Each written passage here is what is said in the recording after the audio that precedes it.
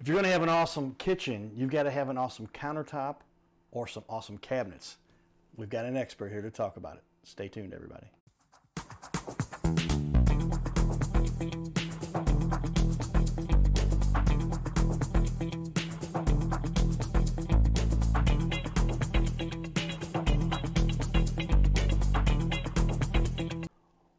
Welcome, everyone, to Your Little Castle Show, where we're highlighting those leaders who've been doing this for 25 plus years.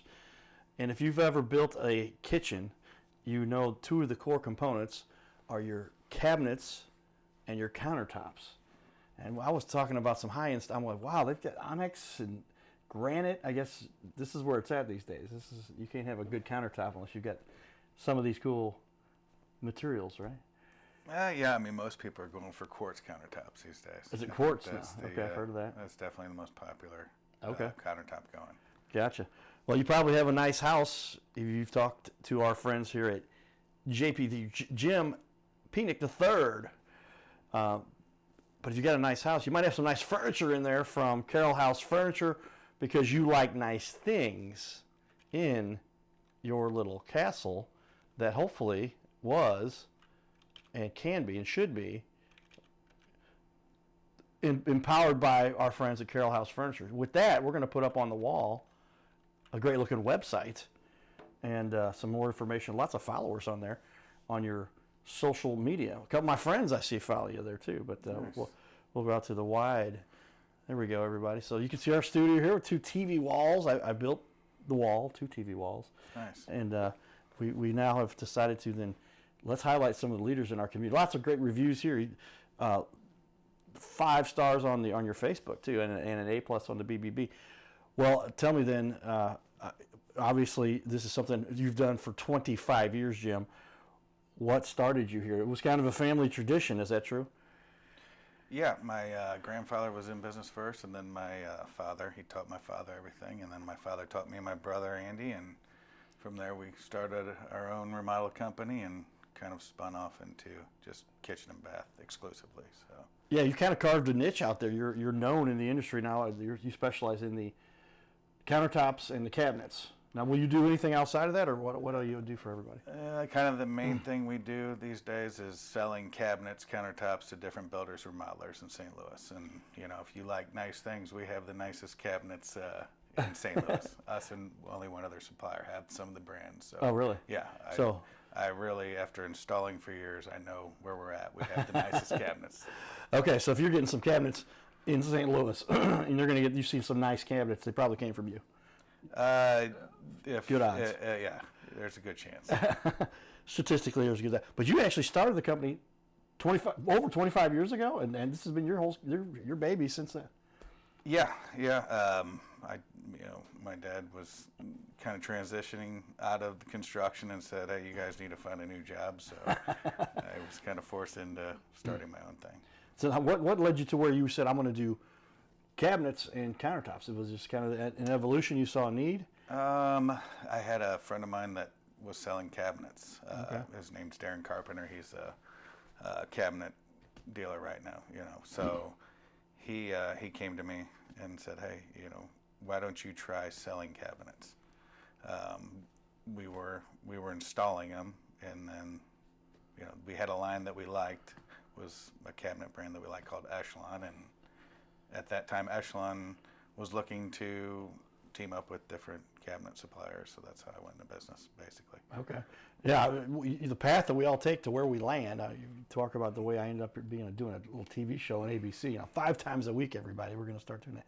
But to see the transgression, the path, whatever it is that people take. But you're stuck in that industry now. Now, you were doing that from the very start of your company, strictly? No, when we first started, we were mainly remodeling and doing custom homes and doing framing of homes. So installing cabinets for years, I knew kind of what the cabinet suppliers were doing wrong. Right, I was installing them. Gotcha. So, there was times where I'd never have enough material there on the job site, so I had to come back and roll out my tools again and install another day because of the cabinet supplier wouldn't have all the materials there. So learning what they were doing wrong helped me to promise, basically builders or modelers, like, you won't have to worry about not having everything there. I used to install it. I know how frustrating it was.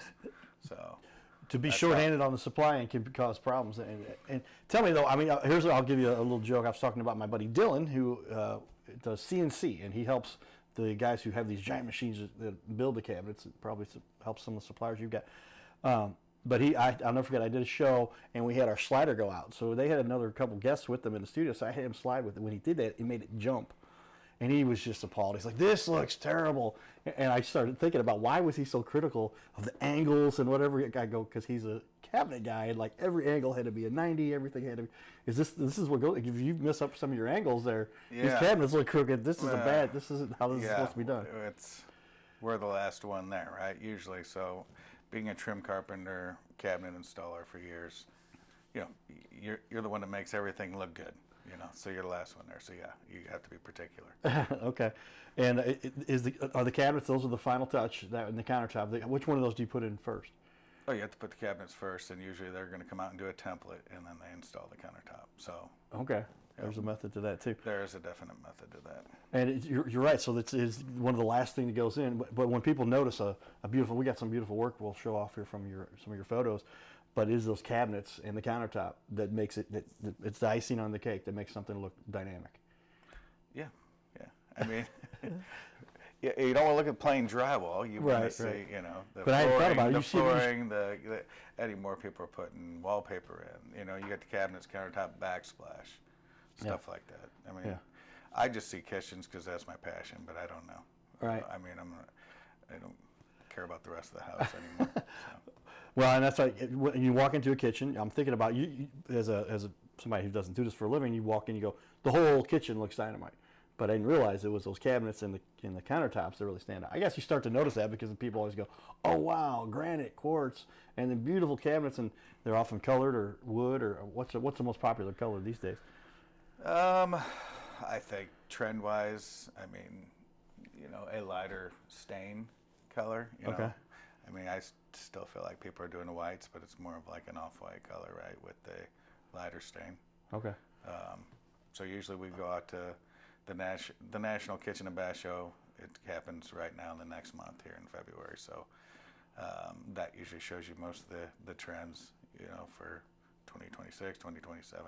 Every year, usually it's in Vegas. This year it's Orlando, but every year that's when you kind of see what the newest, latest colors are going to be. Here's what's coming, and then people start to select from that. And what are the variations on cabinets? Are they always a standard? I mean, I guess you get different size cabinets, different height cabinets. You got the ones that have the space above the top. What are some of the variations that people choose when they're getting their cabinets? I guess variations in height's going to depend on what your ceiling height is, right? Yeah. So if your ceiling height is a standard 8 foot, you're limited to what size of cabinet you can have, right? So if you have 9, 10-foot ceilings, you're going to get taller cabinets. You just want to make it look proportionate to your ceiling height. You don't want to have small cabinets in a 10-foot ceiling height, and you don't want 42-inch cabinets usually in an 8-foot ceiling, because then it's kind of just shoved up to the top of the ceiling. Gotcha. So. Okay. And then as far as lighting effects, do people start doing weird stuff on top or fun, or what have you seen? I've seen about everything. Yeah. Okay. So what's the craziest? If you have, I was going to say, I don't know if that picture's behind us, but that one has, that picture over there has glass cabinets, right? Okay. At the top. So I've seen plenty of times where they'll put under cabinet lighting underneath the cabinet, or a light inside of the cabinets that have glass. Yeah, I'll put this up on the wall there. Here's you've got a lot of your work and other work and befores and afters here. What do you have? A little and it's our website, so it's not always updated. Some of that might not be our work. It could be the manufacturers. So sure. I don't want to take claim on anything that's not mine. The majority of it, though, if you look at like our projects, if you clicked on that should be a lot of past projects we've done. Let's go back up there. So you've got cabinets, countertops, kitchens, bathrooms. If you clicked on some of those. If you went through the different ones. Yeah, so countertops. There's a lot to go. And people these are going in islands very often. Is it how? I guess when you've got a top. You've got 2 sections most times. There's the one that goes up against the wall, and then some people have that island out in the middle. And yeah, a number of pictures. Yeah, islands are still like the most popular thing to do. Some people still have to put in a peninsula because that's all you can get, you know. But yeah, islands, the bigger island, the better. That's what everybody wants right now. And how big is the average kitchen these days? I guess I'm trying to figure out. The ranges, and they're opening up houses now, and there's more room being put into kitchens these days. I mean, I don't know.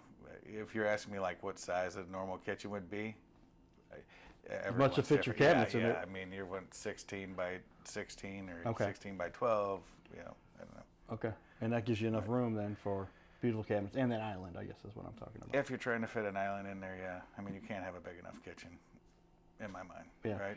So. What percentage walk space around that island? If you're doing a big island, you got to have a lot of walk space around it. Okay, I got you. And what percentage of people? And I guess you're often when you're doing that island. So I'm curious here myself. You get the initial one, which I've got, and I got something that looked like kind of like a slate, but it's just a Vermica, I guess, right?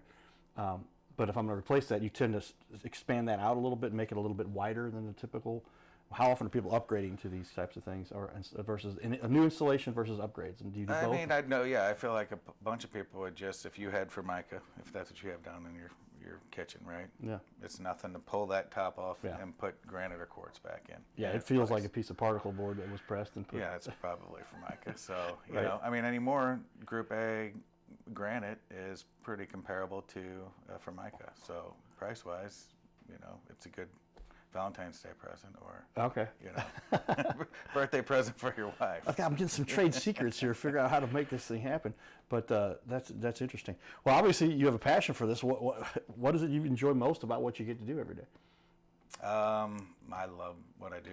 I love the public, talking to people. I don't know, just every bit about my job. I have the best designers, so we get to kind of get together, problem solve every day. And I do really feel like we're the best in the industry as far as when it comes to kitchens. There's nobody in St. Louis that's more passionate about kitchens than us. No one's doing a better job than you guys. I mean, all these other companies will focus on, you know, all different avenues. And if it's your kitchen or your bathroom remodel, that's it. That's all we do. So. Okay. Yeah, we looked at the work you've got, and it's astounding, great looking stuff, and you can see a lot of it on the website. I'll zoom back out here, but beautiful stuff that goes across the board, and check out the information there. Nice short and to the point website too, jp3inc.com. Who came up with that? I don't know. You can take credit. I remember everything. You're the boss. Yeah, well, I don't know. Okay. Well, as a marketing guy who's done multi-million-dollar campaigns, that's a good one. You've got something concise and easy. Yeah, I think that was uniquely years Googleable. Ago. Yeah. Uniquely Googleable, so that when people type in JP3, that's what I was doing earlier. I just typed in JP3 kitchen. I might have been able to do JP3, and then based on proximity and St. Louis area and all that stuff. Well, lots of great stuff there. Well, we're going to jump out and share a little bit of our fun in the community. We have a lot of great stuff we get to do. And we were talking a little Cardinals baseball here, too. The Cardinals, we'll see where they're going next year. But we were down at Busch Stadium, and Jim and I were talking a little bit of sports. He gave me some insight that I hadn't thought of. Oh, I don't know if that's Cardinal Cowboy. I should be on the ball, but thank you for that. I'll give you credit off camera, so I don't know if people even know the secret discussion we had. But the Cardinals are a big part of our community, and I enjoy what they do here. So let's take a look here at what we got. Check it out. All right, everybody, we're outside of Patios. This is where all the best baseball fans go. Get a good picture right there of Patios there. I'm paying my camera guy here. Sonny, we agreed to pay you double what we paid you last time, right? All right, we all know how much that is. So a little bit of the excitement we had here the other day, annually we make a trophy, right? This trophy right here is this year's trophy. It does get a little weathered, let's just say, over time. And I happen to have decided, I had a guy come up to me and goes, hey, Cowboy, what's up? I told him I'd come back. I did come back. A lot of times when I get caught up, but that happened to initiate. He goes, what's up with the trophy? I said, well, we do kind of a dedication. It's in memory of my father who raised me on baseball, right? Which is a great thing to be raised on. And I signed it right there. And then as I signed it, I put Braxton, and I dedicated it, Braxton Rethers. That's my dad. 38 seconds later, I go walking down. I see a youngster who's got, this is the same hat you were wearing that game? And I go up to him, I'm like, hey, what's your name? We got to do a cheer. Go ahead and hold the trophy for me. And I always get somebody, Carl, what's up, brother? I always get everybody's first name, and I say, "What's your first name? What's your first name?" Braxton. His first name is Braxton, everybody. If you don't believe there's some higher power stuff going on this little planet, the odds of somebody also being the name Braxton 38 seconds after I put my dad's name, who happens to be Braxton, there's something going on. So that brings us all Cardinal fans together. Who is your favorite player, and why do you love the Cardinals? My favorite one is probably Mason Wynn. Mason Wynn. And it kind of sounds like Braxton, so we're going to go with that one too. All right, and you say your name is? I'm Tyler. Tyler, right, Tyler? Yes, sir. Who's your favorite player, and why do you love the Cardinals? I'm kind of a Mason Wynn guy as well. Young guy, bad on injuries, and loves the grit and adversity from the kids. So. Well, back in the day, my favorite player was also a shortstop by the name of Ozzie Smith. All right, so if you guys don't mind, let's take off our glasses for a quick second here so we get to know the crowd a little better. You got it? I'm going to hold the trophy. This thing's heavy, isn't it? His name is Carter Rethwich, but in St. Louis, he's known as the Cardinal Cowboy. He's a well-known fixture in the stands at sporting events in the Gateway City. He's one of its greatest cheerleaders, a super fan like no other. When he makes his rounds at almost every home game, he shares his love for sports with the rest of fandom with a smile, a cheer, some positive encouragement, and lots of selfies and pics. But the Cardinal Cowboy was born of a tragic incident. Rethwich was an aspiring athlete in high school and college. He dreamed of playing in the big leagues, but those dreams ended when he and 3 of his college friends were hit with a devastating crash by a 5-time drunk driver. One of his best friends died. Carter suffered a critical head injury. The trauma put him in a coma for 6 days. The doctors said he was never expected to function again. Those expectations never came true. He fought back and finished college. He was determined to prove the doctors wrong. Among other inspirations, it was his love of baseball that kept him going. And from his near-death experience, the Cardinal Cowboy emerged. His goal in life became to inspire others with positivity despite the odds, to help people believe in themselves and achieve their dreams. So after my coma, I realized that it was up to me if I was going to accomplish my goals, if I was going to reach my dreams. Despite what the naysayers would say, the people that were discouraging me, like they do everyone, it's up to me if I'm going to make it. Don't listen to the naysayers. It's up to you. You decide whether you're going to succeed, whether you're going to reach your goals. Dream, and then always, always chase your dreams. Never give up. Giddy up.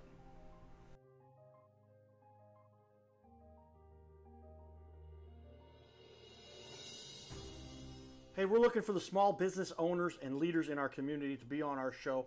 This is the Your Little Castle Show. We air 3 times a week, every week on ABC, and we would like to put somebody you know, or maybe it's you, who's a business owner to be on our show. You'll sit right here in our guest chair, right here, sitting here talking to us.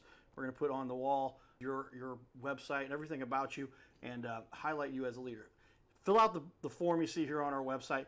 It's bigleagues.com, and if you go to bigleagues.com, fill out this form. It takes just a couple seconds, and you can even schedule yourself right here. Schedule yourself to be on the show, and there is no charge for us to record you. There's no charge to be in the studio. Check it out if you would like to be on. Fill out the form again, bigleagues.com. This is where we can turn any interview into a series of clips. Check that out. Go to bigleagues.com.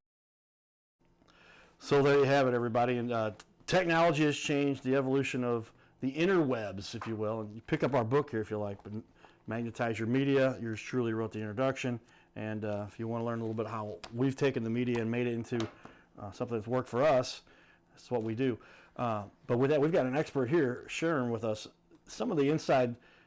You give us some great tips, Jim. I appreciate you telling us a little bit about these things that most people don't get privy to. But your role is kind of unique. You're the one doing the installation for these things and designing these things and put them in. You're not just the architect from the above. You're hands-on doing the architectural work along the way to make sure that the cabinets and the countertops look right.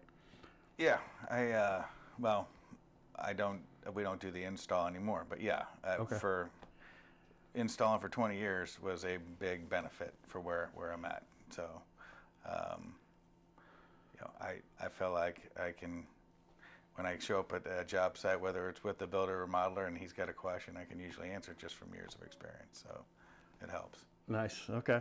Give me a little cost analysis. When somebody's trying to get a job like this done, what would be the reason to go to a professional like organization that can make sure they get the right cabinets, the right countertops, versus, and not that I'm going to cost myself some sponsors here, but like Home Depot, love them, they do a great job. But what's some of the difference between the big box stores, we'll say generically, and what you offer?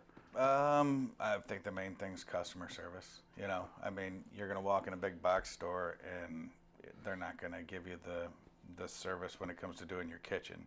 Right? You might walk in there and you might get a rendering and a price weeks later.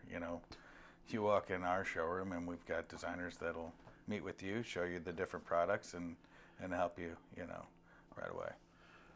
That personal care, a little bit more attention, and pay attention to those details. The details matter in these kinds of jobs because why is that so important? Because it's it's the room you're going to spend the most time on. You don't think about it. I mean, maybe your living room if you're just never going to get up and go make something in the kitchen, but right. Most people spend a ton of time in their kitchen, anymore, especially if you got your big island. You're going to sit around there and even eat inside your kitchen. So you don't want to screw it up. It's not a cheap.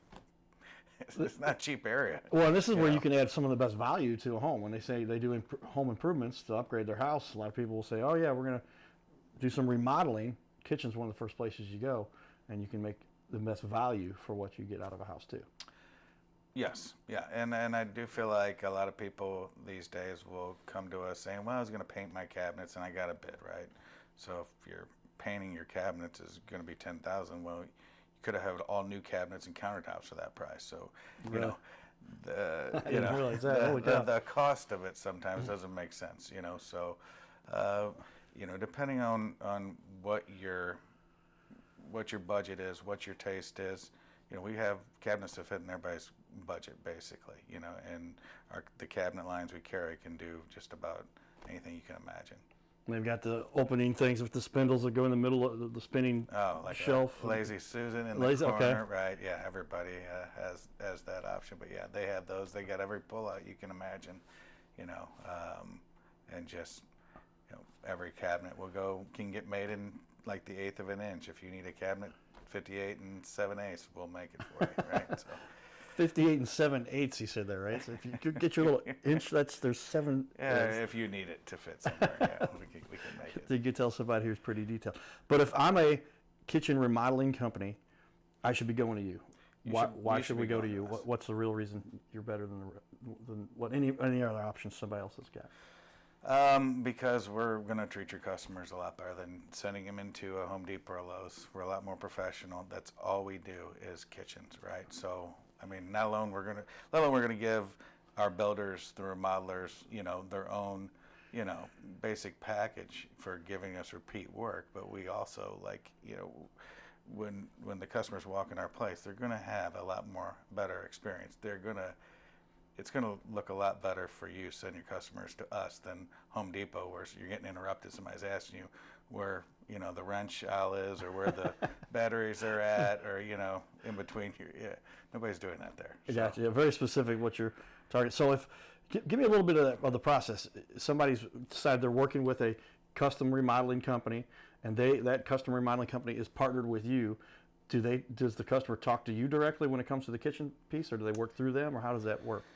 No, if it's a remodeling company that's purchasing cabinets and countertops through us, we'd rather them just deal with their own contractor. That's the avenue that we'd rather do in that case. That's going to be the guy that's going to be doing the installs. If they have questions, we're more than happy to answer any questions. But yeah, if the contractor is doing the install, I'd rather him talk with the customers and make sure everything fits. And we go out, we will do like a final measure on all of our projects and make sure, for the contractor that he's not missing something, and that where usually if there's a couple of different sets of eyes on the project, there's not a lot of mistakes, but if a contractor measures a window wrong or does something wrong and nobody else remeasures it, and he's eating it. You know, he's eating the cost of cabinets. That's the difference. And the box stores they don't send out anybody out there to do a final measure. You know, stuff like that we do. That just is catered more towards the remodelers and the builders, and you know. So very often your customers are going to be those construction companies that need the cabinets, need the countertops. What do you do best for them as a supplier? You're saying your customer service is good. You've got the designers in-house. It takes a little bit of load off of those guys. Do they often try to design their own kitchens, but you're going to help them to get that design done? No, yeah, they don't. They wouldn't design it. They would send us a blueprint. You know, whether it's a homeowner doing his own house or a custom home builder or a remodeler, they usually email us a blueprint, and we would do a 3D rendering of that and give them pricing and what it would cost, and meet with their customers. They come in, they pick out different colors, different door styles, you know, countertops and stuff like that. We price all that out for them. So when it comes to anything necessary for getting this part of the job done, these remodelers will do it, the construction guys do it. You're working with those guys to make sure that ultimately the client is happy. And the client can talk to you if necessary, but they're going to work through those builders and pick the styles and colors and shapes and sizes. And yeah, that blueprint is what you're talking about. So you're giving them a 3D rendering to somebody too. They're going to see what it looks like. Yeah, they're going to bring in a lot of times the old-fashioned paper blueprint, right? Okay. And we bring that to life with the 3D rendering. And you're getting designers that, you know, are trained and have seen so many different colors, so many different styles. They're going to help them with their, you know, selections and opinions. And I feel like every day somebody's like, well, what do you think? And it's like, you don't really want to tell them what you think because you don't want to upset them if it doesn't look good. But I have girls that won't hold back. If they don't think it looks good, they will tell you it doesn't look good. I don't know if I like that, and then therefore, you know, our name's on it. We want it to look good when it's done. Well, tell me then, as we finish up our half-hour discussion here about this, what's the biggest mistake that is made, either by the consumer or very often by the construction company? Where are they missing the ball? By having you involved, this mistake won't be made. I mean, a list of mistakes. Yeah, I mean, if they're not using us, that's their mistake. We can only take on so many of them, you know, so many builders and remodelers. But I feel like if they're currently using us, their repeat business is enough for me to know that we're doing something right, right? So, if I don't know if there's something that I could say that they're doing wrong, I mean, I don't know. I don't know. Everyone's different. There's a lot of them that do a lot of things wrong. You'll catch it and be able to save them. So it's one of those, get the pencil out, do it right the first time, use the right guys to start with. You don't want to have to come in on a project halfway through and fix it later. Yeah, that's it. That can get very expensive when you're talking about a kitchen. Well, I appreciate you sticking around here and talking to us about this. We've got a lot of expertise here, everybody. And if you're looking to get some kitchen work done, some cabinets and countertops, your supplier right here, everybody. You're watching the Your Little Castle show. Stay tuned, everyone. Giddy up.